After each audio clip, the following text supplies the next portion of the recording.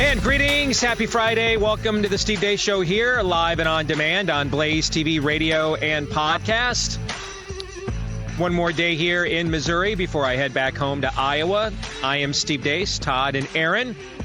That is where they currently reside. We are hoping at some point we'll be connected with Jordan Schachtel for the Deace Group. He's joining us, but he's stuck in traffic and running a bit behind. After the Deace Group today, we'll have Feedback Friday coming up on the next hour of the show. We've got some doozies to respond to this week, so we always look forward to that. Also want to remind you, my next book is coming out March 5th. It's the second in my trilogy of children's books on America's Christian heritage. This one titled Why Easter? Jesus Died for Us So We Can Live Forever. And pre-sales began on Ash Wednesday. You guys have been absolutely crushing it so far, so thank you very much. If you want to get your copy today, you can pre-order it at Amazon.com right now. That way it ships out for you as soon as it's released on March 5th to make sure it gets there for you by Easter on March the 31st this year. Or also, if you want a limited edition run of autographed copies of Why Easter, those are available as well at premiercollectibles.com/Why Easter. That's premiercollectibles.com/Why Easter. And thanks again to you guys. Just honored as always. I think you'll love the book. The book does its best to honor the gospel and tie it into its vital role in inspiring the founding of this country. So your kids both know the gospel, which is the most important truth in the cosmos, but then also understands how that inspired the country that they're being handed, and therefore the responsibility that they're going to inherit when it's their turn to manage that legacy as well. So thank you to all of you that have purchased your copies thus far. Also, I don't know if you guys saw, there's an article I want to point you to over at the Blaze today by our friend and colleague, Daniel Horowitz, talking about the former health director of Minnesota. I'm going to be speaking in that state actually next month. And she admits that she received a heart condition as a result of taking the COVID jab, of taking the poison poke. She admits this. Now, having a health director admit this would be news enough. Except after she acknowledged this, she then went out and pimped the shots anyway. I mean,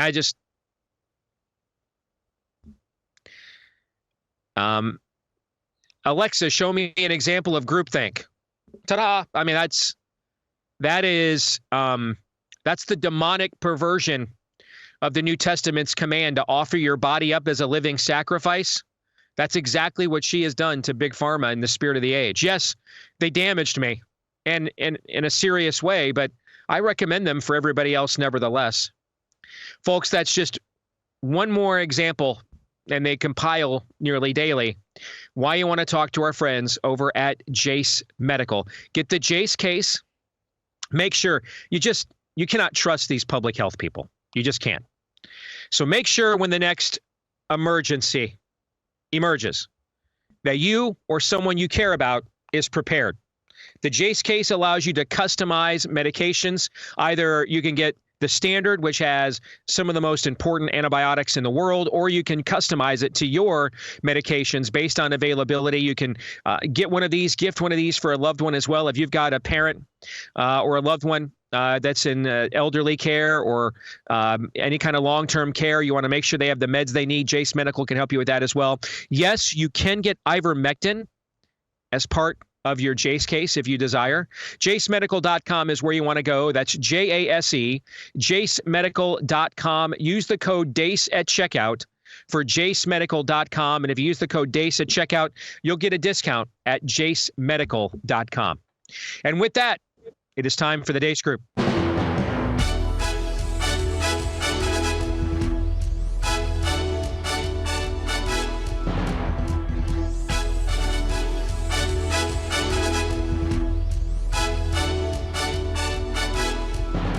Your weekly look at the week that was, and there he is. Jordan made it. Good to see Jordan Schachtel, the fourth member of our panel. Let us begin, as we always do, with issue one. Bleep, Lord Nefarious says.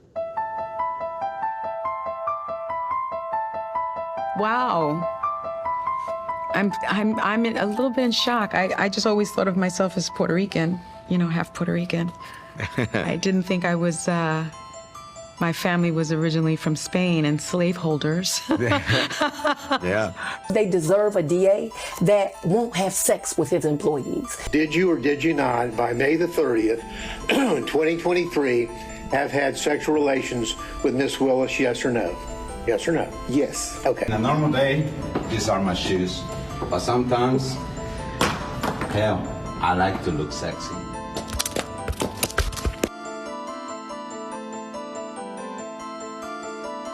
Oh, he's gonna burst a blood vessel because I dissed his wife. Don't you like it when these diamonds look like wrist?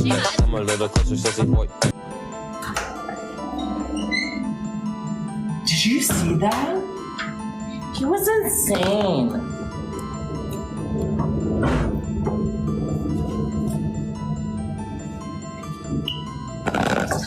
Ew, why did you just kick my camera? Got it under my No, I didn't have it under your stall at all. You just kicked it on my dick. Trans liberation! Legislation!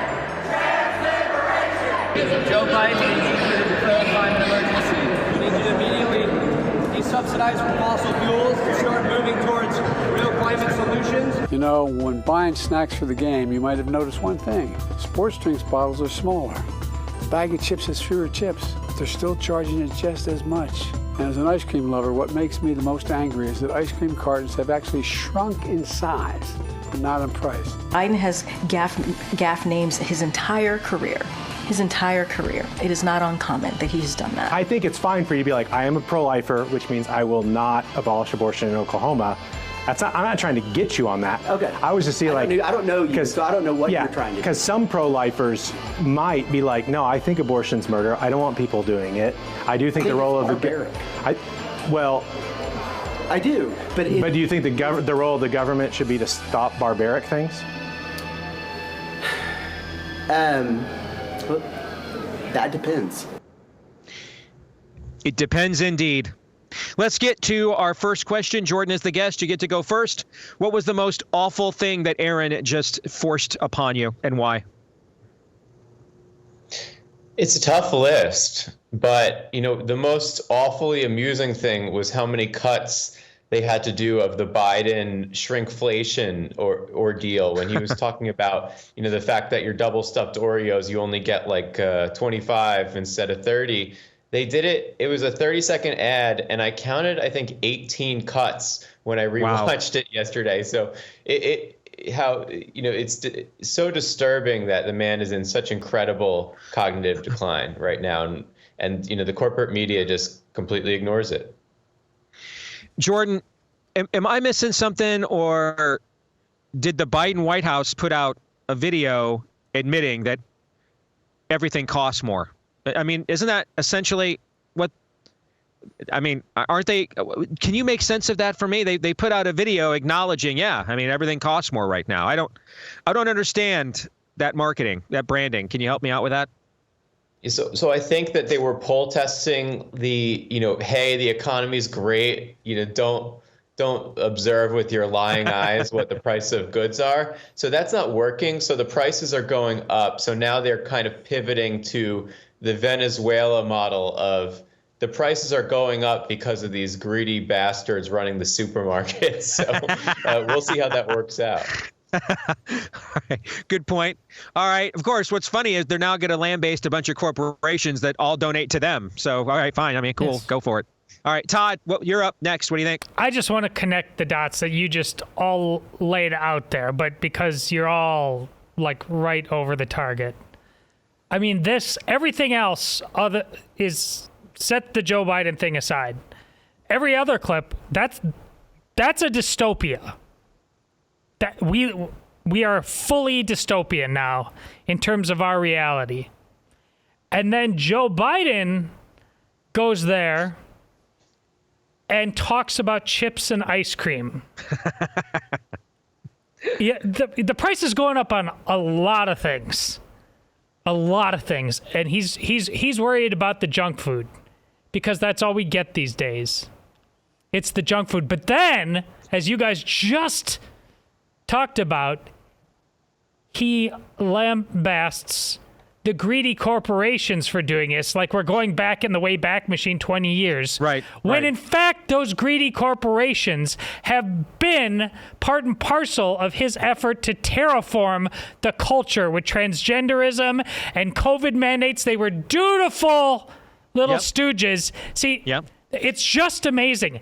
The guy that was rightly diagnosed by Jordan as just a damn vegetable is on there just playing everybody for fools. It's truly, I mean, honestly, the Idiocracy movie, it didn't go far enough. It's like, it's dated now. You'd watch it now like, man, I've danced with the devil now. That's nothing. Joe Biden, we're getting played by Joe Biden. We deserve what we get. I may have to test your hypothesis this weekend. I have never been able to watch Idiocracy without nearly wetting myself, ever. I mean, I think it is quite possibly the funniest film ever made. I have a question. Did Yes, Joe sir. Biden get his dementia from Costco? It has electrolytes. Yes. Got my law degree from Costco. From Costco? Yeah, I know.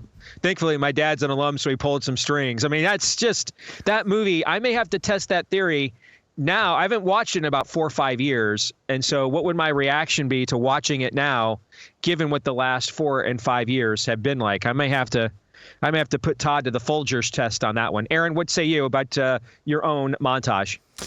You know what? Let's just go to the Fannie Willis, Nathan Wade drama yesterday. I don't know if you had time to keep track of this. I did. And this is normally the low-lying fruit our industry feasts on. But every now and then the low-lying fruit is very succulent sweet enough and you must eat of it. And this is one of those times, by my goodness, yes. Clearly, she did not go to the Anthony Fauci, I don't remember, school of depositions and testimony. All she had to say is, I don't remember, I don't recall, I don't know. No, it was like, damn right, I ordered the code red. I know. And so did he. He just threw her under the bus. Let's back up even further than that, though. Sunny Hostin, learning for the first time. I was Puerto Rican. Learning for the first time that she's a descendant of slave owners. Oh, low-lying fruit again, but it is very sweet indeed. I got to tell you, that's why I actually enjoyed much of this montage. For the first time in many a moon. I thought there were several moments there that I personally found enjoyable to uplifting. And that's number one on the list for sure. Let's get to the exit question. On a scale of 1 to 10, with 1 being how biblical the He Gets Us campaign turned out to be, and 10 being how much this country needs a He Saves Us campaign, rank this week's level of total depravity, Jordan. It's a hard question. I don't think I can answer it because I'm Jewish, and it would be like sacrilege to give it a 1, a 10. I don't know. So I'm just gonna punt this one. Todd, what about you? 10. Aaron? I'm at like a 7.5. See, I'm like at a 4, 5. There were a couple moments in there I genuinely enjoyed, and one of them, which Aaron highlighted just a moment ago. I mean, I got to tell you, given, and maybe it's a statement about where we are overall, but kind of given where we are overall, there were some things in there that made me smile. As a matter of fact, that's how low my standards now have. That's how much I've been worked to the rub. Is even something that Todd you described as dystopian. There were parts that I was like, yeah, this could be a lot worse. It's got a beat. You can dance to it. Yeah, there was at least something there. Yeah, there was at least something there to cling to, indeed. All right, before we get to issue 2, a reminder about our friends at Real Estate Agents I Trust. It has been the worst housing market in America since 2008. But a lot of people are forecasting that eventually there's just so much inventory, people need to get rid of it. They got to move. Even with mortgage payments are over 100% more expensive now. If you finance compared to if you finance the day Joe Biden took office. That's just one example. Just a ton of uncertainty in the market right now. And so if you're one of those people and you're looking ahead and you're thinking, we've got to move this spring or summer, no matter what the market is like, it's never been more important than it is right now to make sure you've got an agent that you can trust to guide you through these unprecedented times. Bing. Todd, he Bing. still got it. No, that was Aaron. Aaron jumped in. Aaron still has it. Okay, there it is. All right, so make sure you go there. Only the top sellers in your area get listed.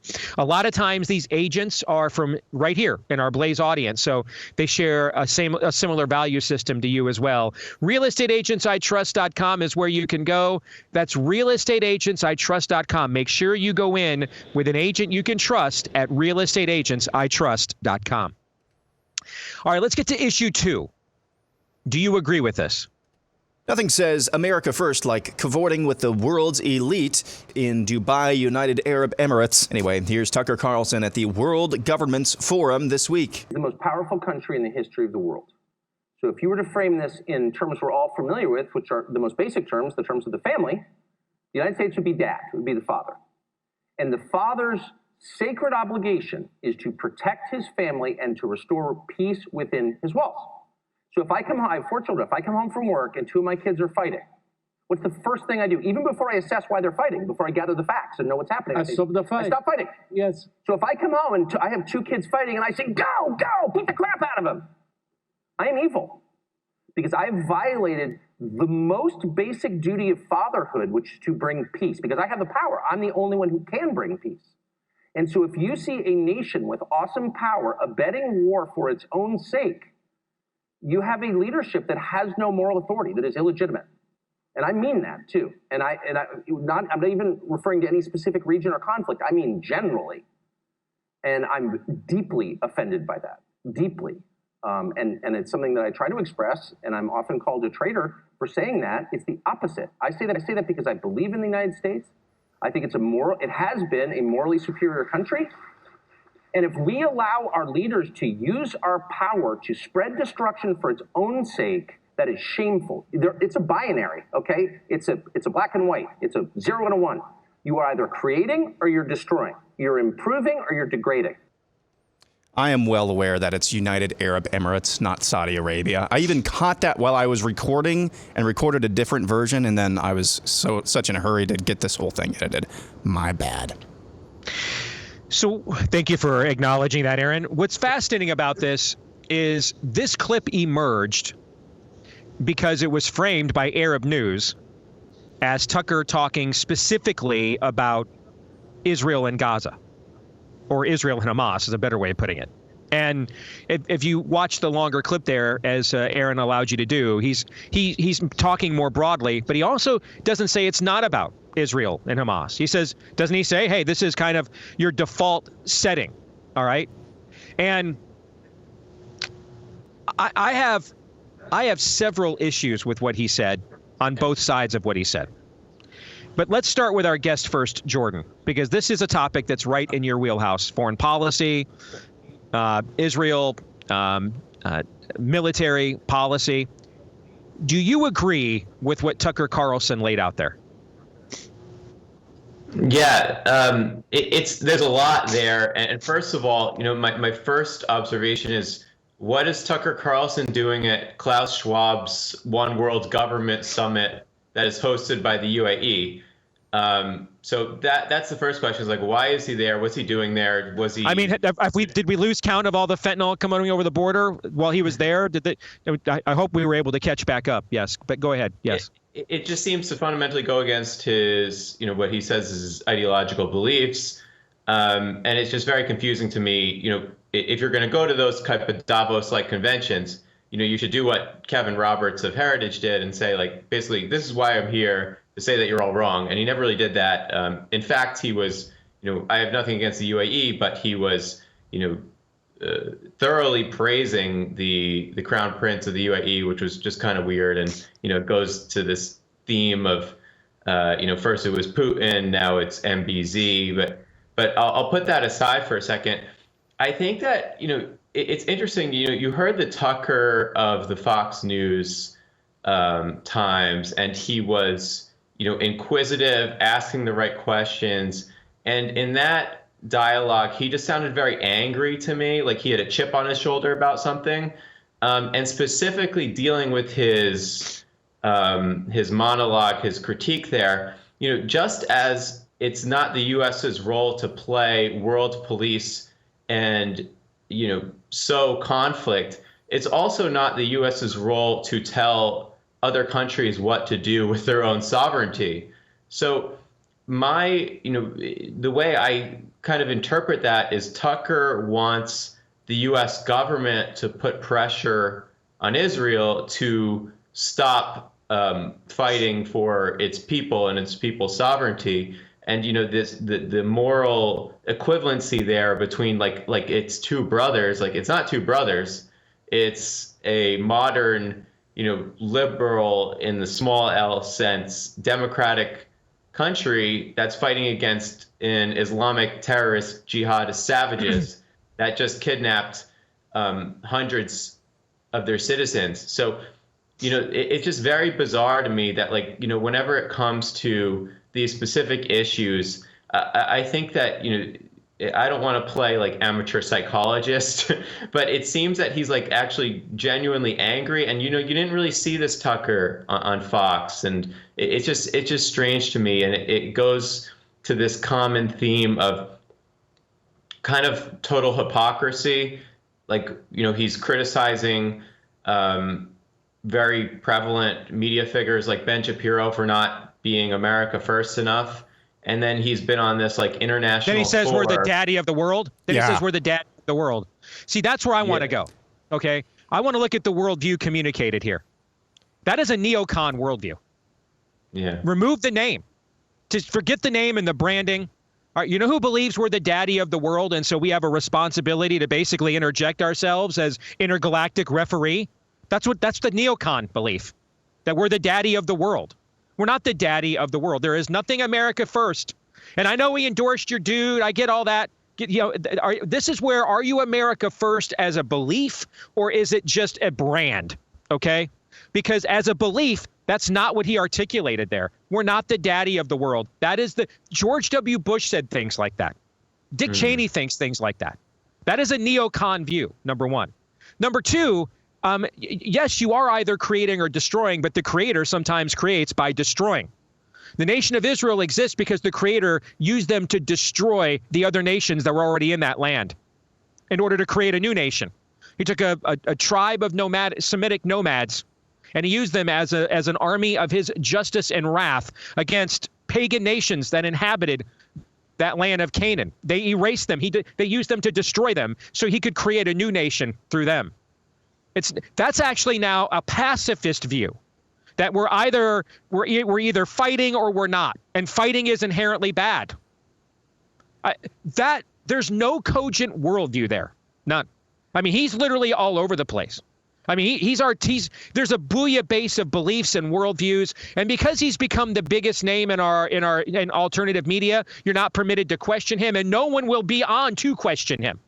All right. He has put himself. This is what bothers me, and I'm just going to say it.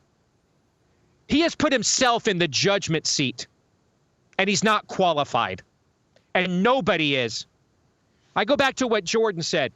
Give me the inquisitive Tucker that asked the right questions and was fine with where the answers went. This is a different one. This is a Tucker who thinks that he's here now. Actually, this is an Obama level instinct. He's the truth teller we've been waiting for. He's the savior we've been waiting for. And he goes on this merry tour all over the world. And he's here. He's a Mosaic level of deliverer to give us an enlightenment we previously lacked. There is no worldview there. One-on-one on a stage with him, if he articulated that, I'd destroy it in 5 minutes. Because I don't know. There's not a belief system there. There's not. It's literally all over the place. It's a hodgepodge of emotional reactions. And it does seem interesting to me, of all people to sit next to draw this distinction, you do it while you're there next to one of the most renowned Arab leaders in the world at a time that perhaps our most strategic enemy is trying to defend and avenge the worst attack any nation has suffered in this world since 9/11. I mean, there's just, to me, there's nothing there. There's no wisdom there. There's a lot of flowery words. It's just all, pardon my French, I'm going to make an exception here. Total bullshit. Everything is just hurt. That's what it is. There's nothing there. There's nothing intellectually consistent there at all, period. Nothing. And just to further that point as well, let's grant his point that the United States is the daddy of the world, okay? Let's just grant that. That is ironically, he's an anti-neocon, but as you mentioned there, that's a very neocon position. Well, if we are the daddy of the world, if you are a father who has both a son and a daughter, and your son raped your daughter on October 7th, what would you do to your son that night? Exactly. Sorry, son, I'm screwed up. You don't exist anymore. That's what you would. There's nothing coherent there. And this has everything to do, I'll kind of tease this a little bit with my prediction at the end of this segment. I don't know what's going on in that mind. I don't know. He's smarter than this. We know he is. But he's contradicting himself by the syllable, seemingly. I don't know what's happened. I was going to hit on the same two themes as you, Steve, but in reverse. I totally agree with you on destruction versus creation. I was going to use the same Israel example about creating by destroying and it being just to do so. I absolutely with all that. On Tucker, though, I just have a different take. I think he's got his own personal Matthew 28 going on, go forth to all the world. He talks to a lot of weird, different people outside the box because I think the man just, with Fox, he did all the things. He was our par excellence. And then he got fired, and I think he also seems, based on the way the current game is rigged, it's destined to fail. So I'm just kind of going to go out there and walk the earth. And yes, that's going to lead to some kind of level of incoherence. I'm not as bothered by it, quite frankly, as you guys are. Which is not to say it isn't incoherent at times, but I think, listen, him and Shapiro, the specifics around this issue might be unfair, but in terms of damage done, I think Shapiro, what he did or did not do during COVID, was far more damaging to all of us than anything Tucker's done on this front. I just think he's given up on this entire game. And quite frankly, many of us should give up on it in a lot of ways, too. We can't... Todd, what he's advocating is the game. He said the U.S. is the daddy of the world, Todd. That's the game. Did you listen to me? I said on this particular issue, it is incoherent. I actually just got done saying, more broadly, he's talking to the weirdo macho dude, I can't even remember. Tate. That, there's all kinds. He's the just human trafficker. He's like, it is gonna take us to some weird places. We're not gonna like it. We're gonna disagree. But let's face it, guys. The way we've all been doing things hasn't worked either. I don't give a crap about an internecine feud between two multi-millionaires named Ben Shapiro and Tucker Carlson. I don't care. I don't give a turd in a punch bowl about that. What I do care is that what this guy is advocating, and rebranding, by the way, is completely anathema to. He's not going the other direction. He's actually furthering their agenda. That's what he's speaking there. He's using their talking points. The Arab News turned right around and used that used that clip to justify a ceasefire in Gaza. I don't think it's incoherent. Actually, I think it's counterproductive.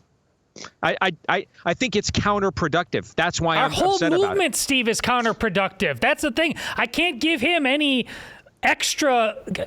Everything we're doing is not gaining ground. Do we not talk about those things on a regular basis here on the show? Of course we do. Okay, well, this time we're talking about Tucker Carlson being counterproductive. Before, I've talked about Ben Shapiro being counterproductive. I'll talk about any being counterproductive. I don't care. But in this case, I think we have turned. He's the biggest name in alternative media, maybe in the world. And so I do think it is very relevant. Just like I thought it was very relevant when maybe the biggest name at the time, conservative media, was pimping the jab. It's absolutely relevant. I'm not saying it's irrelevant. I don't think turning him into the white whale on this is ultimately the way to go. I think he has decided to turn himself into the white whale. He has anointed himself the deliverer of truth, and that brings with it responsibility.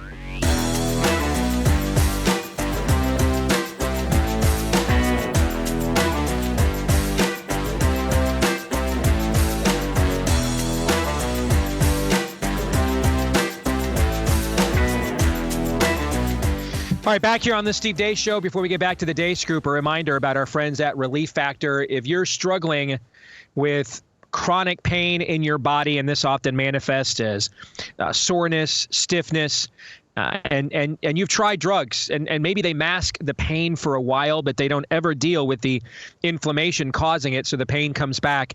A group of doctors got together one day, and they wanted to create a supplement that would actually attack the inflammation.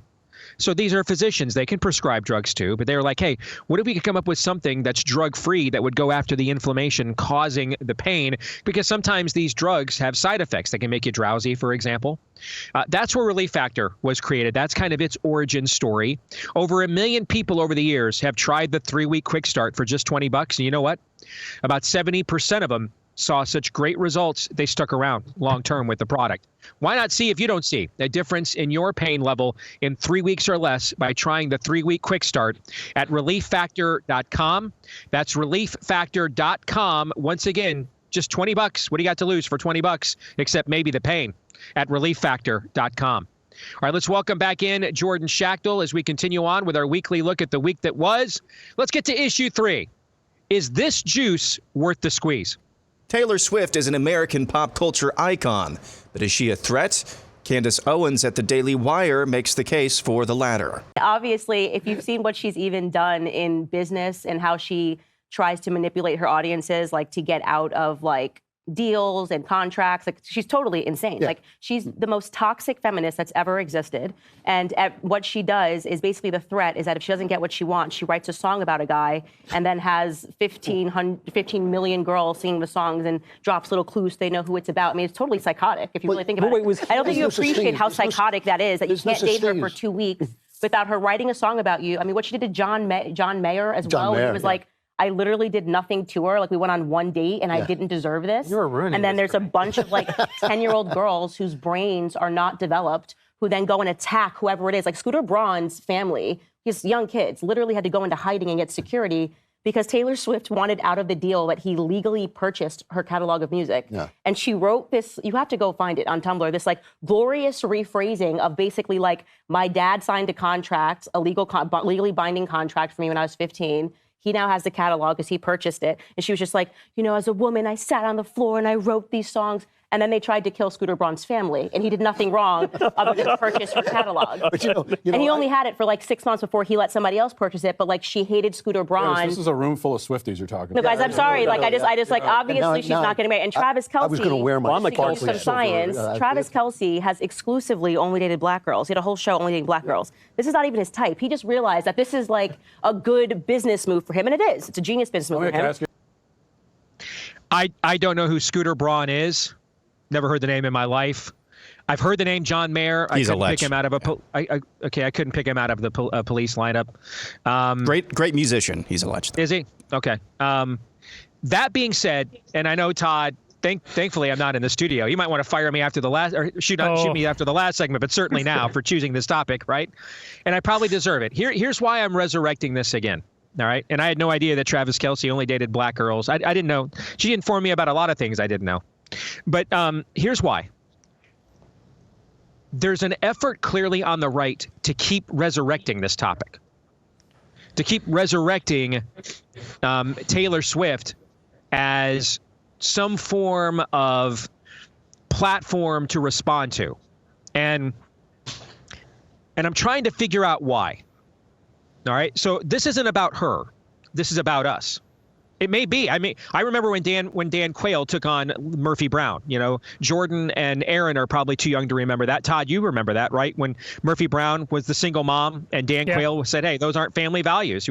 Kids want to be born to to a mom and a dad. You're denying them that." That was 30 years ago. That was a massive controversy, well over 30 years ago, actually. And so there are moments, when Trump went after Colin Kaepernick, that was clearly a moment where what was happening in the pop culture zeitgeist was worth it for us to address politically and use as a means by which to brand and defeat the other side. All right. So there's clearly those kinds of moments. But this one is getting resurrected. We're on like week 4 now of major righty blue checkmark angst where Taylor Swift is concerned. So my question is, Is Taylor Swift enough of a cultural influence? And is she vulnerable enough that it is worth it for the right to continue to wage a culture war against her? And if so, what would winning that conflict, what would it look like? Todd, I'll start with you. Go ahead. Well, I see it differently, and I've laid this out before. Like, this is, Candace is actually, if I had to buy or sell that, I'd buy that. She is that shallow. She is that dopey. She's not worth your teenage girl's time to the degree that she is starting to brainwash them. They should stop listening to her music, all that. I've said the same thing about Travis Kelce. You know, the only question is which one is a bigger dope, and that's a pretty impressive race to the bottom. But listen, this is why the so-called right is getting frustrated, is because it's just lashing back. This took over the so-called right's biggest idol, football. It came in on its territory, it dominated, and in so doing, it's making people realize in ways that make them feel very uncomfortable that the stuff we care about on a regular basis as the right is pretty much just as shallow as Taylor Swift all the time. All the time. It really is. And so now they got to kill this because they don't like that look in the mirror. I mean, Taylor Swift, how many seconds total, if you added it all up, was she on the screen? Not as much, not really that much, but it's just an ugly look in the mirror for the so-called conservative America, who really isn't very conservative at all. Because it's not just conservative to sit there and watch football rather than listen to Taylor Swift music if you're really not doing other things. If you're just saying I'm this, but not doing this, you're not really that. Aaron, is this a worthy front for our side in the culture war, do you think? First of all, I want to say, and I can't believe I'm saying this, but this is one of the more sane takes that Candace Owens has had in recent memory, and I agree with pretty much her entire thesis. However, it's not unique. This type of behavior from celebs and incredibly wealthy people is not unique to Taylor Swift. So right. I'm not sure what the unique threat here is. I know she's said things that are left-wing in the past, but she's not doing that right now. Will she do that in the future as the election gets closer? Maybe she will, maybe she won't. But guess who else is going to be saying those exact same things? Pretty much 99.9% of all celebrities are going to be saying the exact same thing. Where's the unique threat with Taylor Swift? I don't know. That's a key phrase. To the degree, and I'll repeat this, I've said this before, to the degree that this will have any influence on the election, I think that's overstated. But to the degree that it might, it's all going one way, and that's against whatever it is that we are here, the not left, by alienating people that you already have lost and that you need to get back, suburban women and girls coming up into adulthood. To the degree that this has any impact, it's going to go against us. So I don't understand. I mean, Todd laid out a theory there. I think that's as plausible as any other. I don't understand the infatuation here. I really don't. Jordan, you've got to be rethinking your life choices at this moment, right? Before Jordan, I think, Aaron, you uttered a very important phrase, unique threat. When Dan Quayle went after Murphy Brown, that was a unique threat. That was one of the more popular television shows in America, and a woman knowingly engaged in single motherhood to glorify it. That's a unique threat. All right? Taylor Swift ain't taking a knee before her concerts. Colin Kaepernick, when he took a knee and started writing "cops are pigs" on his shoes, that was a unique threat. Trump was right, and the right was right to address that. This is a unique threat. If all Taylor Swift, to me, I think your point, Aaron, is so vital. This is just what is that? Why is she different than Madonna in the 80s? Why is she different than any other era, a pop superstar, even with a football star? Okay, Jennifer Lopez and Alex Rodriguez. What's unique about this? Madonna and Dennis Rodman. There's nothing unique about this. That's why I don't understand it. If she represented something different and unique, and she was clearly being used as a cudgel to open a new front in the culture war that previously was sealed shut, Colin Kaepernick did that. Murphy Brown did that. There's other examples of that. By all means, man, I think we should, whoever, whether we're looking at Candace Owens or Donald Trump or anybody else, we should say to them what Mel Gibson says to Joaquin Phoenix, swing away. But this is not new. That's why I don't understand the need to keep resurrecting this and what we're getting out of it. Jordan, your thoughts? Yeah, I agree with all three of you. You all make really good individual points. And you're right, there really is no opening.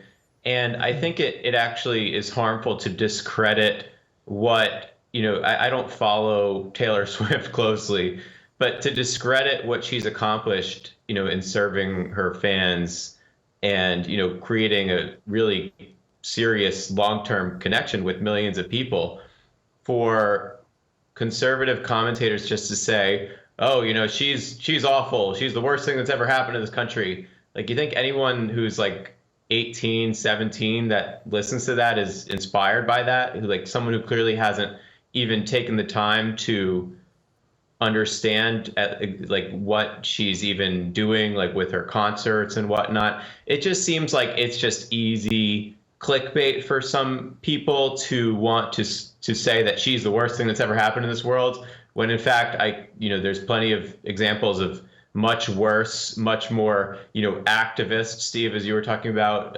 athletes and musicians.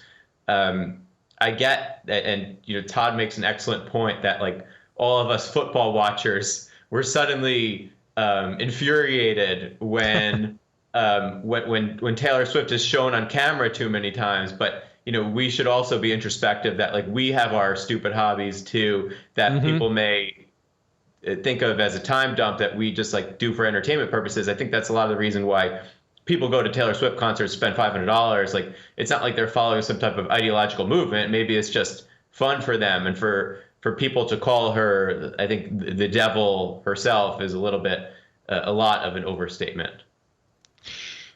Exit question. Who's a greater threat to the culture, do you think? The biggest celebrity in America right now, Taylor Swift, who clearly represents spirit of the age values on some level, or the pastor of the largest church in America, Joel Osteen, who is absolutely no threat to the spirit of the age on any level? What's a greater threat to the culture? Todd, how would you answer that? You mean these people specifically, not the kind of person they represent? Correct. Then it's it's Taylor Swift. Aaron, what do you think? It's Joel Osteen. Jordan, what do you think? Yeah, I think it's this greater Hollywood movement of, being loyal to the corporate Democratic Party line represented by Taylor Swift today. Okay. Let's get to our kicker topic, issue 4. If you could select one celebrity alive in America today to become an outspoken advocate for our side, whom would it be and why? Aaron.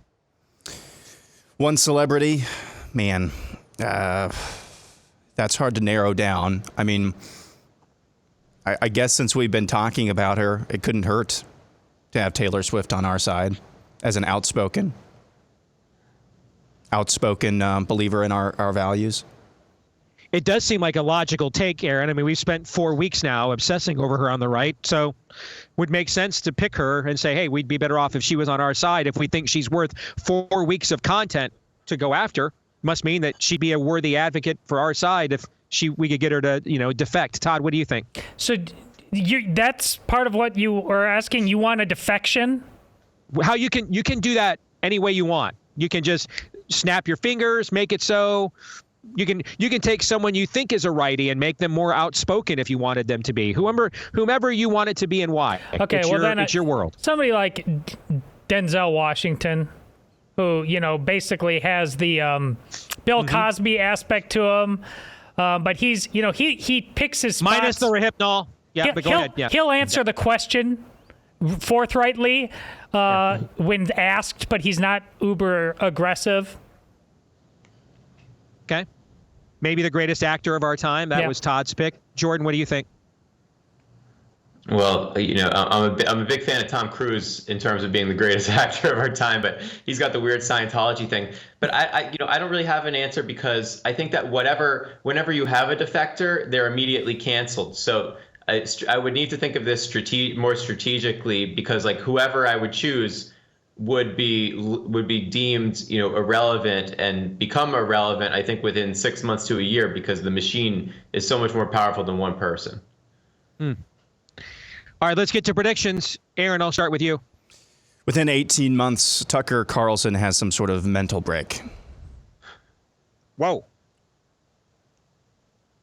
Wow. I think he's a rudderless guy with a lot of fame, a lot of fortune, and I just don't think he knows what to do. Okay. Todd, what's yours?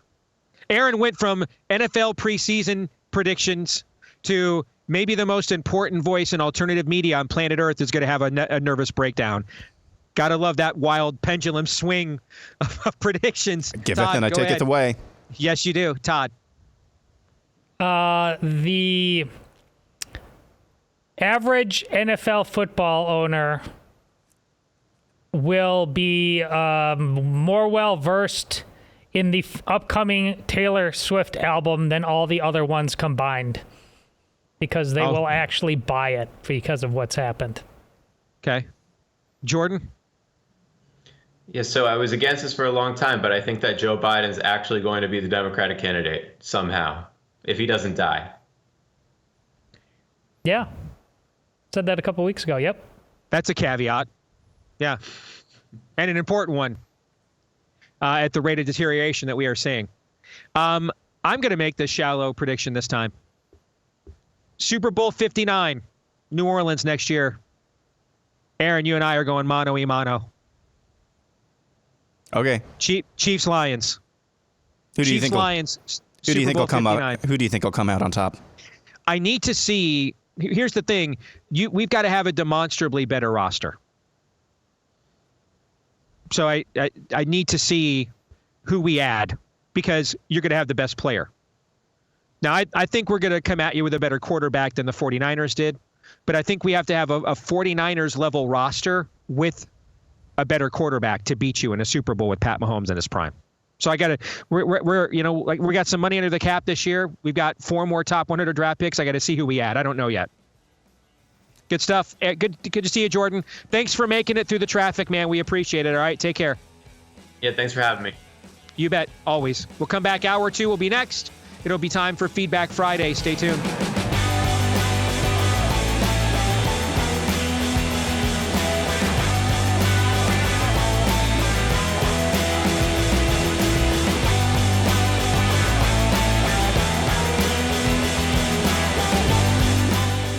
And greetings, back with Hour 2, live and on demand on Blaze TV, radio, and podcast. I'm Steve Deace.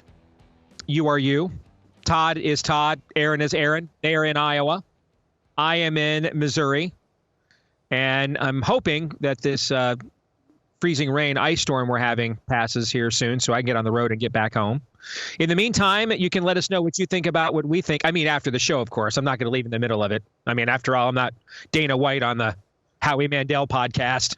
Did you guys see that? Do you think that was staged? I think that was staged. Do you think it was staged? Yeah. But if it was staged, then why do it right when Howie Mandel is literally slurping you to open his podcast? Why do it then? Clicks. I don't know.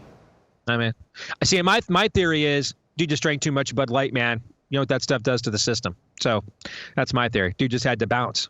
Yeah, that's what happens when you drink that Bud Light.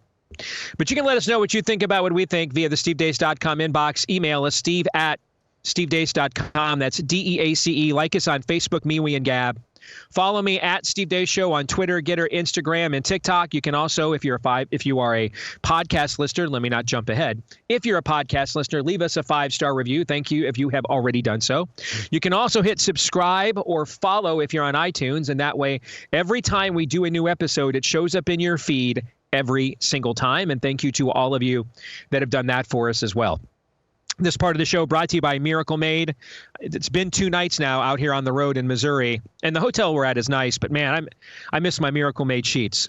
They are the NASA-inspired silver-infused fabrics that do a phenomenal job with temperature regulating. I mean, the last 2 nights I've had to turn the AC up or down in the room. I've had to take the sheets off or on.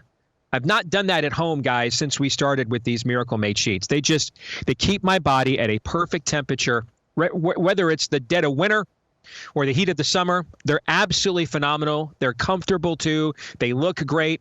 I can't give a product we talk about on the show a better endorsement than I go out and buy more of it out of my own pocket. That's why I'd recommend you do the same thing. All right. So if you want to try them, and you do, go to trymiracle.com/Deace. That's trymiracle.com/Deace to try Miracle Made sheets today.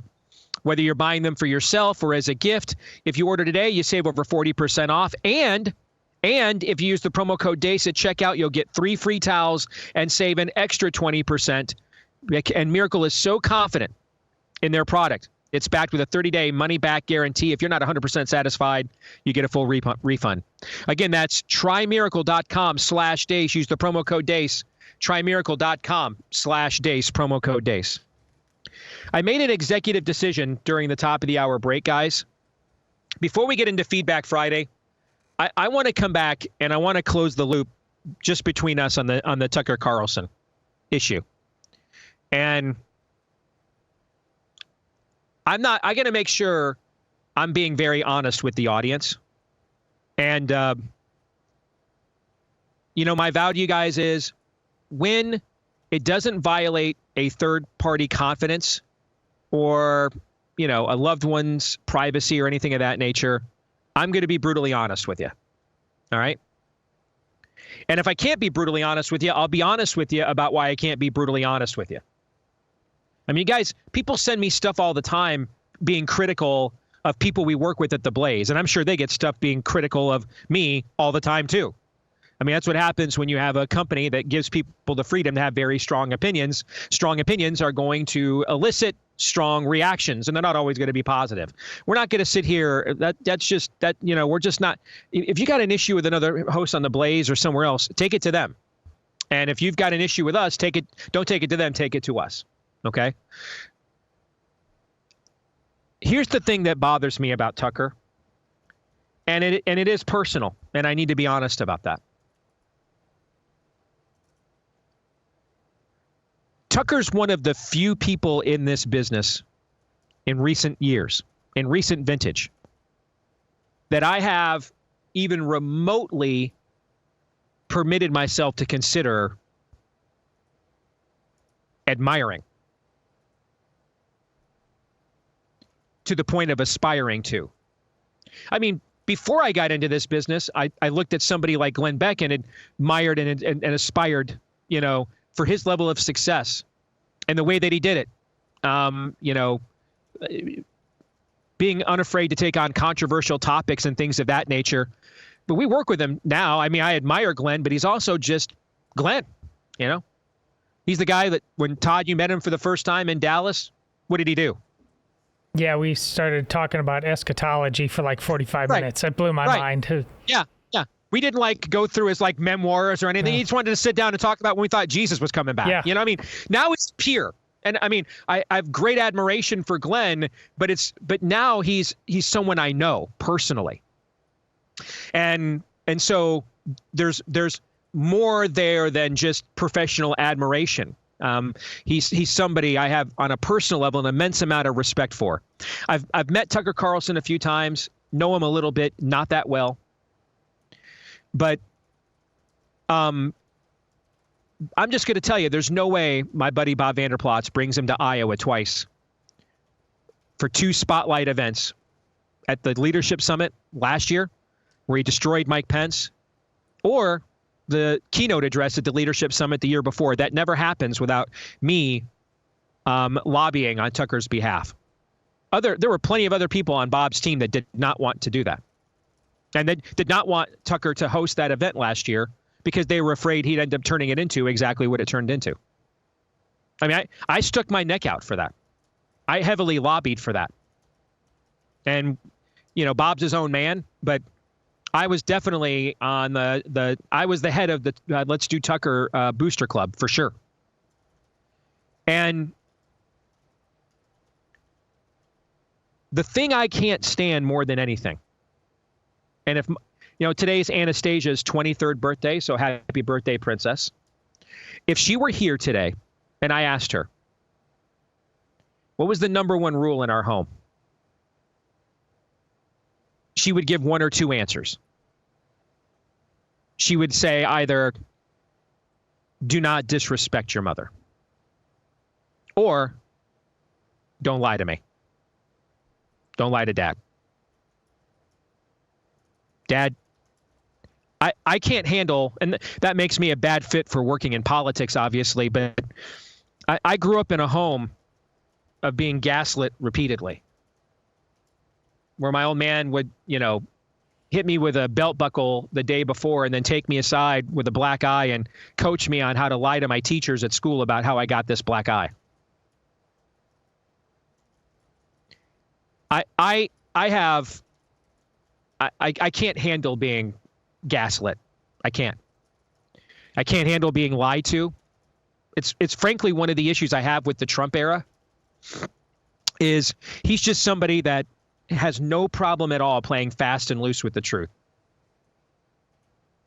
And even when he's doing it to my advantage, I struggle to allow it and to not comment on it and to not be perturbed by it, because I just grew up in such an environment of gaslighting that, I would rather, and Todd and Aaron can tell you this, working closely with me and getting to know me, people who know me well, my wife, they'll tell you this is true, that Steve would rather know bad news if it's true than be lied to about stuff that's good. Now, a lot of people aren't wired that way. A lot of people are like, pump the sunshine, baby. I want to know what's true. I don't like being gaslit, being lied to. I don't at all. I have zero tolerance for it. And I watched what happened at the leadership summit. And at the time, it didn't matter to me because it was early in the primary. But I watched what happened at the leadership summit. And I thought, I was a little, in the moment, I said this to you guys privately. I didn't talk about it on the show because at the time it was July. We had no idea what was going to happen. It was early. So at the time, it was much more impactful for me and for the cause of truth to celebrate what Tucker did to schmucks like Mike Pence and Asa Hutchinson.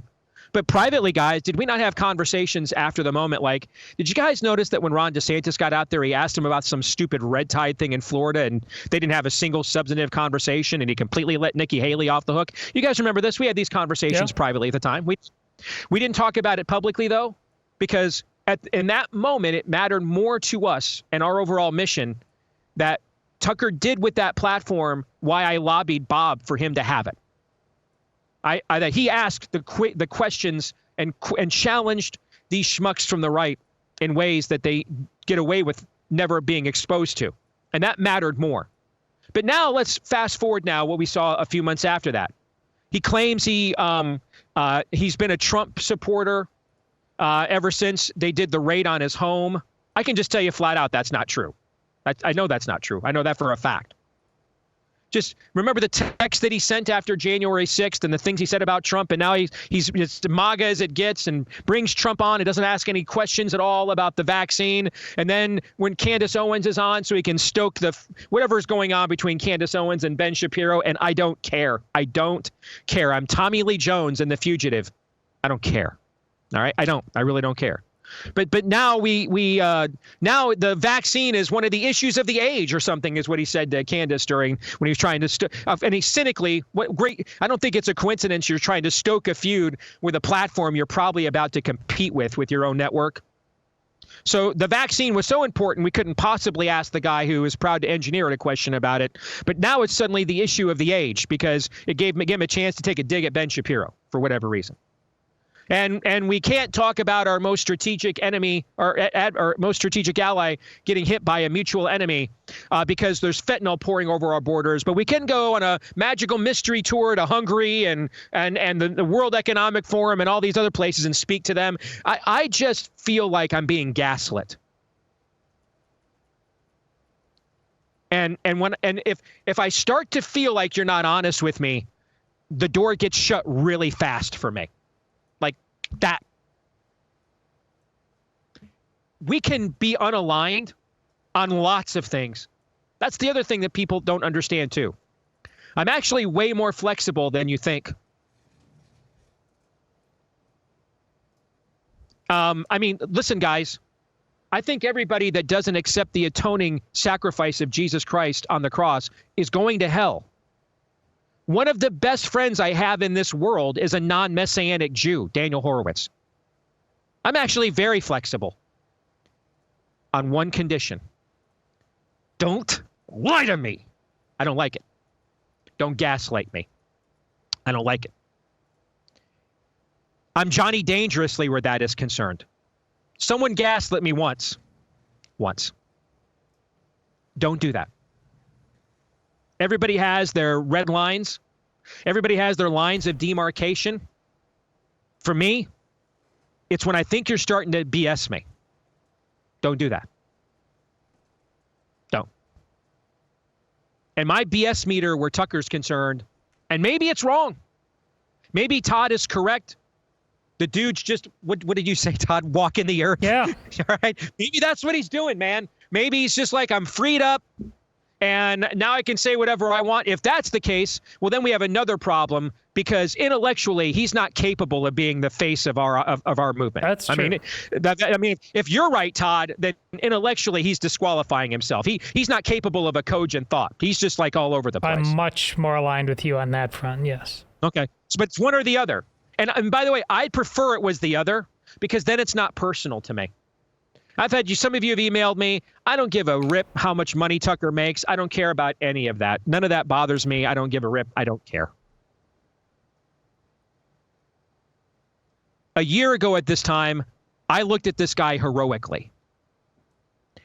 And now I feel like he's peeing on me and telling me it's raining.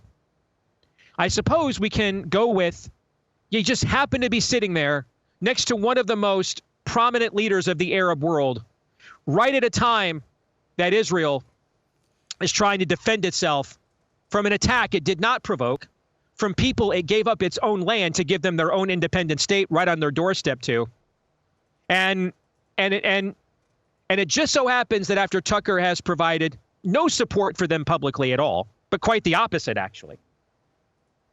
Then he sits down with a very well-known Arab leader to the Davos crowd of all people and draws some moral equivalency that our job is anytime anybody begins fighting, our job is to stop them from fighting, regardless of who it is or the outcome. If we go with Todd's answer, which is possible, I'm not, I don't know Tucker well enough to know. But if we go with Todd's answer, that individual intellectually just cannot be the face of our movement. He just intellectually doesn't have a cogent enough worldview. It's not developed enough. It's not systemic enough. That's a house of cards, man. An absolute house of cards. If you lack the self-awareness and discernment to understand that if you start talking in those terms next to an Arab leader, that's going to be couched as the Hamas, the people of Hamas are the victims and Israel's the bad guy, then you can't be in that judgment seat. You just can't. You're not qualified for it. Or there's an angle that has yet to be revealed and we're getting urinated on and told it's raining. Because that's what my instincts are telling me is happening. But I'd actually prefer Todd's explanation because then it wouldn't be personal to me. But yeah, you bet your ass. When you feel like people you looked up to and you even helped to promote and give platforms to, the first time Tucker was given a platform in this country of any significance after what Fox did to him, which was wrong, was when we put him in the leadership summit. And I played a vital role in that happening. I didn't play the exclusive role. It didn't happen because of me, but the odds that it would have happened without me are not high, frankly. So yeah, similar to the whole True the Vote thing from the other day, we put them on, we gave them a platform. Now they're admitting in court, well, we don't have any evidence. Todd, you reached out to them, right? Have we gotten anywhere with them? I have not. Well, I last time I checked, which was before the show, I had not heard back from them. I would have to. And they're putting out statements I see on Twitter and stuff, right? Yes. So now their statements aren't offering any evidence. They're just saying that this is the media is lying about their. This is kind of what Rudy Giuliani said, right? I didn't admit to anything in court, even though he allowed a plea to go forward that admitted in court that he lied. But so if they offered any counter evidence to what what was reported, other than the media is attacking us, have they offered any counter evidence as of yet? I've not seen it. Have you? Any of you guys? Have not. Okay, so we'll see if they respond. I hope that they do. We'll see, because I've got questions. I don't like being gaslit. I don't, and I kind of feel I am. But again, I could be wrong, and Todd could be right.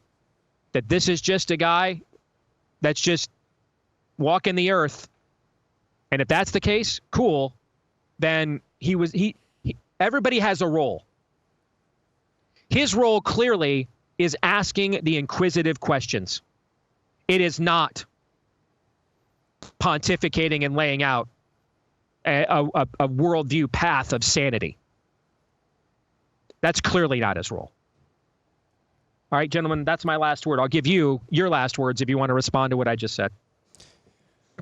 But I'll just say regarding feeling betrayed, I mean, that I do understand. That's why my level of pushback against David French has been the way it has been. I mean, it was just, how dare you?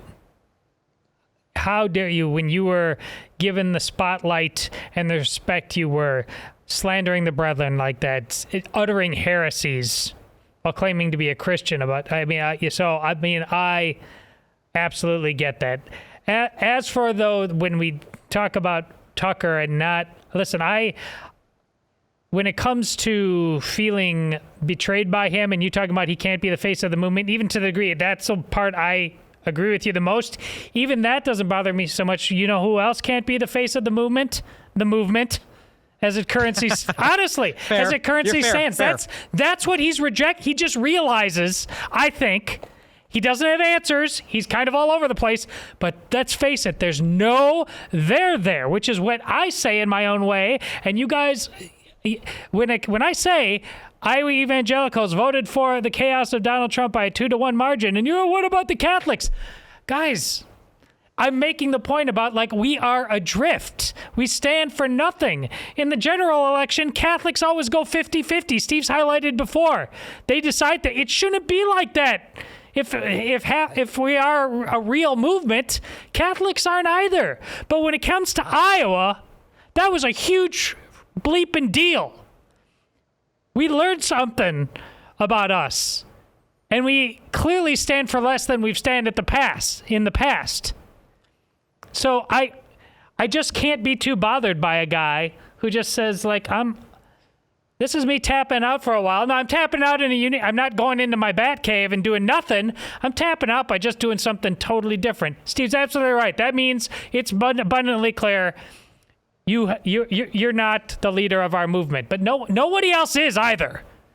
We have no movement. Our movement sucks. Our movement is basically like Moms for Liberty. So, which is impressive as hell, but we've already diagnosed that. Why are they having to stand in the breach over and over again? He's looked around and he's read the room, I think, and he's tapped out and said, we all suck. I'm just going to go do my thing for a while. Does it? Fair. That's fair. That's fair. And you know what? In light of that, I should offer more grace and let this play out a little bit more. That's fair. I don't know. We've had about 8 months of this playing out, but I suppose we can let it play out even further. I just don't know. This is the old, I'm falling for the old Joker axiom. People are fine when they think there's a plan. Yeah. But if you tell them there's not a plan, everybody loses their minds. I don't see the plan. What is your mission in life, Tucker Carlson? You said at the Family Leadership Summit over this past summer that you started reading your Bible. I don't see a coherent plan. And he said in the broader context, I watched that entire talk that he gave at the World Government Summit. He said there's only 3 individuals or 3 people that he cares about their opinions. And he said it in this order: God, his wife, and his kids. That's a good thing. So what then are you doing with the massive platform God has given you? The massive voice that God has given you? That's my concern here. If I can do my best, because I'm kind of suffering from some of the same, or dealing with, I should say, from some of the same resentment about being kind of stabbed in the back. I mean, the comments he made about DeSantis supporters being some of the most vile people he's ever come across. That's total just scam. Beyond the pale. So trying my best, imperfectly, I'm never going to be able to be perfect. Trying my best to put that aside, to put the personal aspect of that aside. I don't know what you're doing, Tucker. I just don't. And that's what concerns me the most. Because it looks like, from the outside looking in, he doesn't know what he's doing either. But take all the analysis you just said, every word of it, and replace Tucker Carlson with the church. Yeah. It's the same problem. And who has less excuse? So I guess on that, that's a great point, Todd. And so I guess on that token, maybe we are being a little bit too hard on Tucker Carlson. Maybe. This is why I wanted to flesh this conversation out more and be more transparent on my end. Because basically, and I appreciate the accountability, Todd, what you're basically telling me is, and I agree with you now that I think more about it, is some of my angst where Tucker's concerned is my own fault. I made the mistake of elevating him, and I shouldn't have done that. That's just the reality. And so you're right. And by the way, I'm not interested in I don't want to be the face of a movement. I've never tried to be. I'm already in a movement. And we've got the best face in the history of the universe, Jesus. I don't need I'm good. That's my movement. I'm a biblical worldview guy. I'm in that movement. And if you align with that, then we're buddies. If you don't, we can still be buddies, but we're not aligned. So that's my movement. How many times, probably the last couple of years that he was on Fox News, did we remark either? I can't remember if we said this on the air or off the air.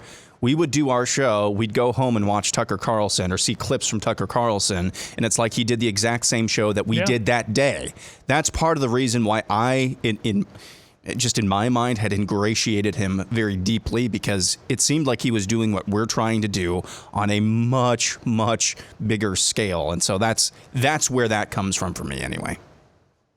I even had, there were times I had people, big names in this business, I won't out them, but big names in this business who would send me notes with what was on Tucker's show and say, hey, weren't you guys just talking about this a couple days ago? Yeah. Or even the same day?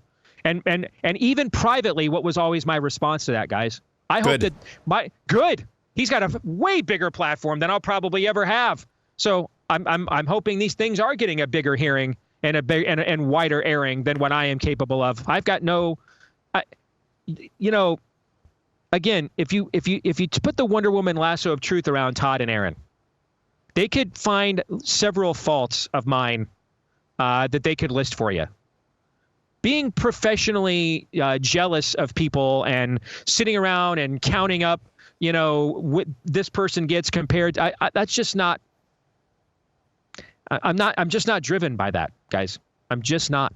Okay. When I am driven, doesn't mean I don't have an ego. That's certainly a lie. I'm not egoless by any stretch. Okay. But my ego really is about winning the argument. Period.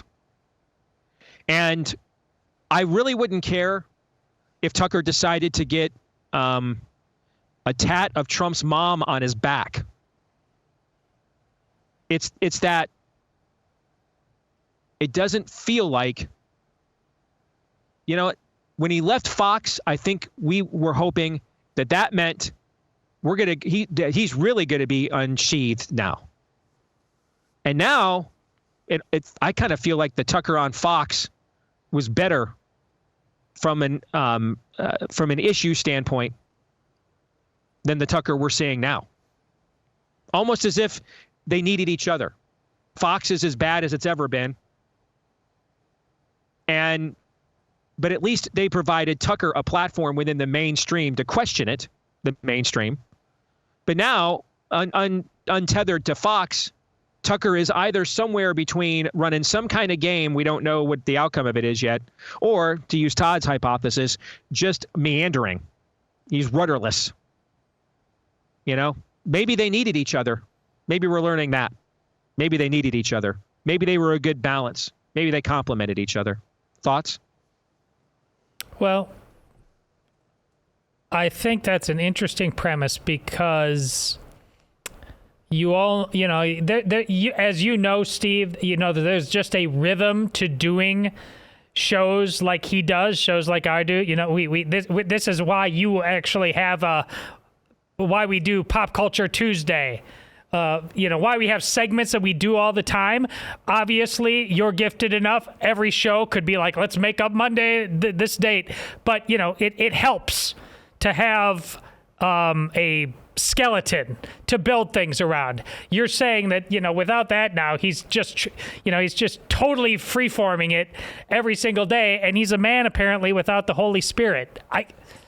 Why should we expect much more than we're getting right now? Aaron, you want to get the final word on this before we hit the break? I think Todd's perspective at the end there, I think that needs to be reinforced because we don't know for sure. We don't know for sure that Tucker necessarily has the Holy Spirit within him because it certainly seems like right now the discernment or the lack thereof that he is displayed over the past half year or so would not be necessarily, and I'm just trying to look for fruit. I'm not trying to pass condemnation on to Tucker Carlson, just strictly looking for the fruit. I don't see the discernment that would come from being indwelt with the Holy Spirit. And so from that standpoint, not to say we need to treat him with kitty gloves, but the expectation of much more than what we've gotten, which is incoherence, which is always going to be a hallmark of a worldview devoid of the Holy Spirit. To expect more from him than that, I think is kind of a fool's errand. If his name was anybody else that we knew was not a believer, we would have the same reaction that Todd just pointed out. I think that's well said. So I think, thank you guys for indulging me on this, and I got to check myself. I think maybe I just had too high of expectations, and I'm emotional about it, and I got to dial those back. Might just be that simple. We'll come back. We'll get to your feedback when we do. Stay tuned.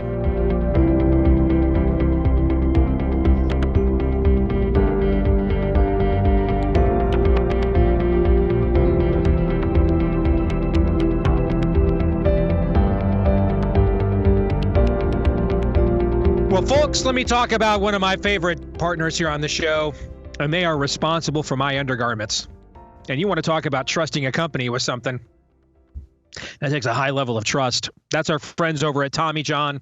And as I was mentioning before, the best compliment that I can give to one of our partners here on the show is that after they let me try something on their dime to see if I'll like it, and I'm willing to help them promote it, I end up loving it so much that I purchase it on my own.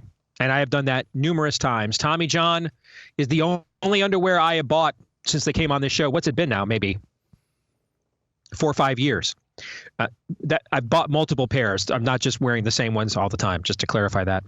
They're absolutely fantastic, breathable, lightweight. They'll make you feel more comfortable.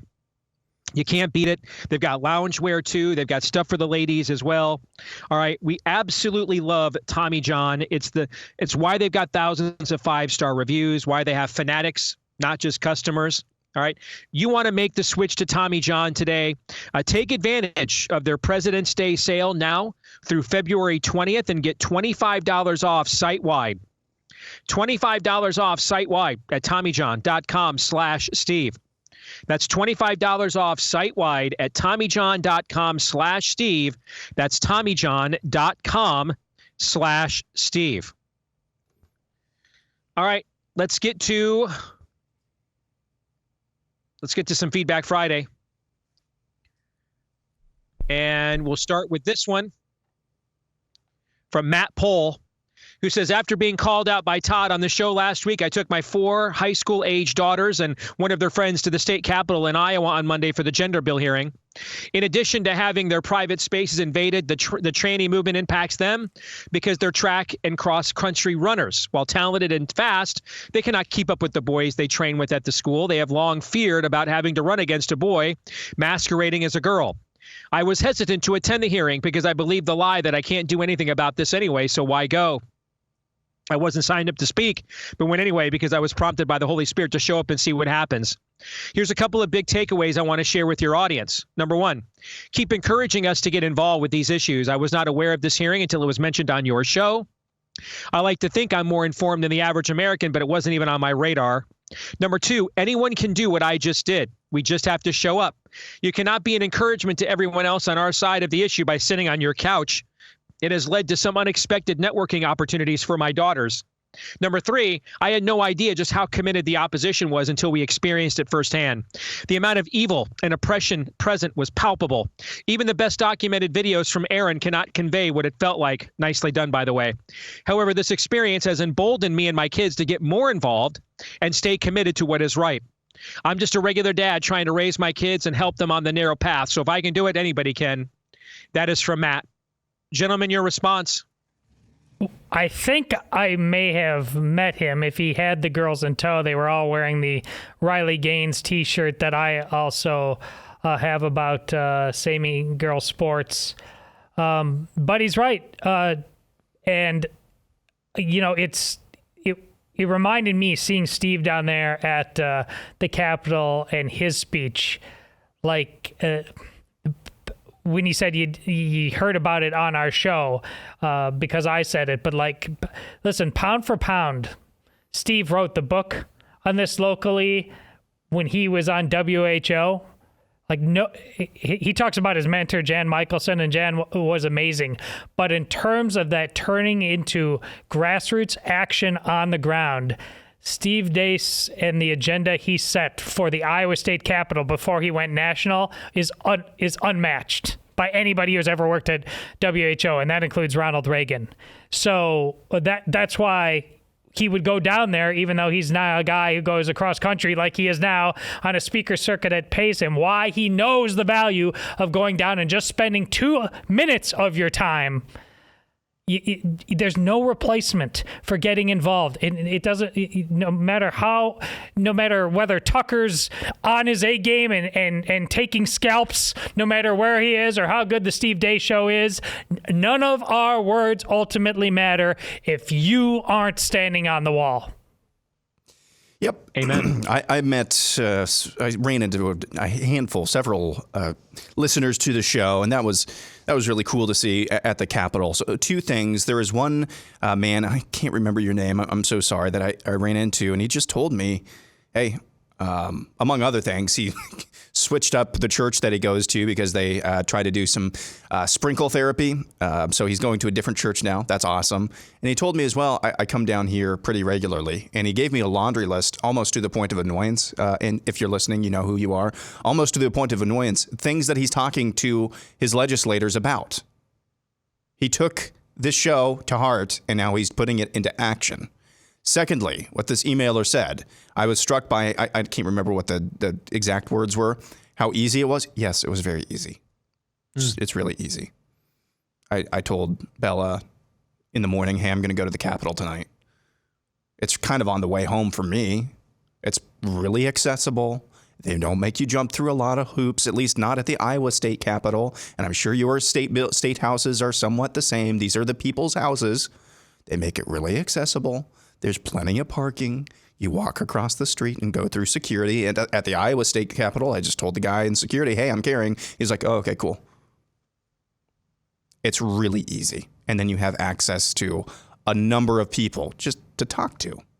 It's really easy. Aaron, is that also true for Iowa pastors? Is it that easy for them as well? I ran into another individual, another fan of the show, and he told his pastor, hey, this is happening. This hearing is happening down at the State House. Why don't you come down? And the pastor said, well, sorry, we've got an elders meeting. And so the guy, our listener said, bring your elders. Bring your elders down to the statement. Have your meeting at the State House. Why not? Mm-hmm. I mean, there's like a coffee shop down in the basement, isn't there? Why not have? There is. Why Yeah. not just meet at the state capitol? So it's easy, guys. It really is to make some effort. Speaking of being part of the grassroots and making things accessible, that's where our friends at Patriot Mobile come in.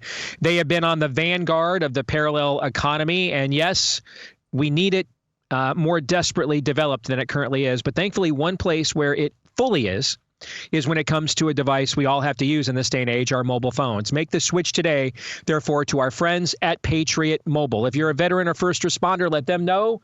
When you go to make the switch, they've got extra ways to say thank you for your service. For the rest of us, when you make the switch, use the offer code STEVE, and you'll get a free activation at patriotmobile.com/Steve. This is the mobile phone service our family uses. I couldn't rave about it even more than I already do. Their customer service team is outstanding. You want to switch to any of the major networks out there, you can do that within the Patriot Mobile network anytime you want for free if you're a member at Patriot Mobile. Go to patriotmobile.com/Steve. That's patriotmobile.com/Steve. All right, this note you're going to like. I'm a listener, one that has been encouraged and uplifted by the general thrust of your show.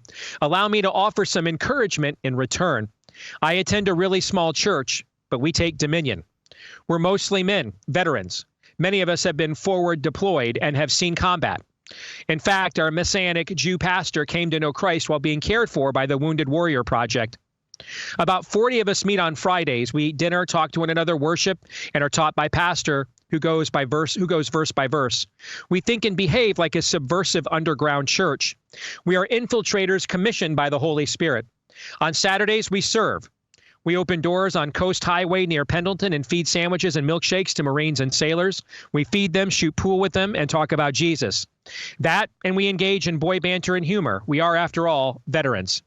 We care for them, disciple them, witness decisions and perform baptisms. We help with their families and once in a while tell them a sea story that is actually true. When the demonic brainwashing that they've been subjected to surfaces, and it always does, we point it out, we mock it, we correct it in a manner that only a vet that has worn their boots can.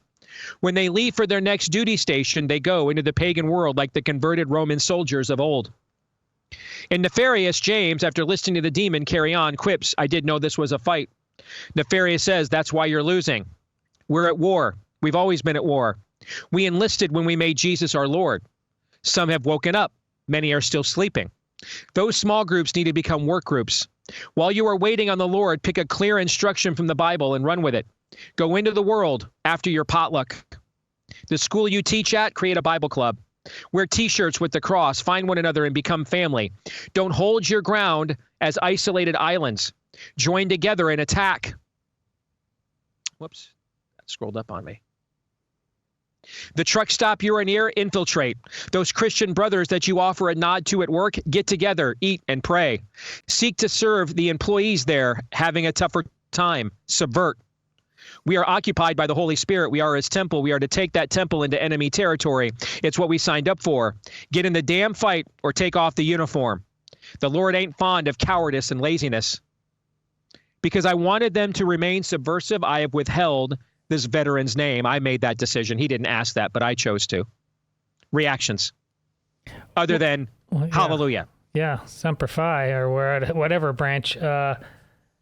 Yeah, these guys get it right there at the end, talking about being, filled with the Holy Spirit. As it just so happens, this morning, in fact, in terms of my Lenten Bible reading, and I'm going through Acts, and I just read the passage that Steve alluded to. I don't remember the context about a month ago. Couldn't remember the names, came back out, but this is what Ananias and Sapphira are it's ultimately all about. They withheld money from selling property, but think of it in terms of withholding anything, pulling your punches on this thing called faith. There's one way to do being filled with the Holy Spirit, and it's all in. That doesn't look the same way for each person, for each circumstance, but nonetheless, all in, not maybe, kind of, sort of. It's do or do not try. And what happened to them dying on the spot is a message to us that whether it does come right then or it comes many years later, a lifetime of doing that will end up in a death that is unrecoverable. Being filled with the Holy Spirit makes demands on us. And hey, newsflash, the victory is ultimately guaranteed. So these guys get it. Put your foot on the gas on the things that matter and start to realize that the amount of time and energy you spend on the things that don't is literally killing us, and it will kill you as well. If we had 5,000 guys like that, doing things like that, the first segment of this hour would have been completely irrelevant. I would wager. It doesn't matter what the hell Tucker Carlson is saying or doing, or any number of conservative media celebrities are doing, because it would be irrelevant. Irrelevant when the men take action and build. This is such an important point. When the men take action and build, all of that other stuff that we take seriously on a day-to-day basis, it becomes completely irrelevant. It is relegated to what it tries to be on a day-to-day basis, which is mere entertainment.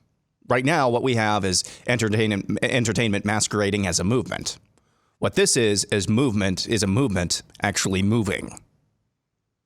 So all that other stuff, it just becomes like dust. It doesn't matter. It might still be there, but it doesn't matter. Yeah, real leadership is almost never going to be like this thriving, huge majority.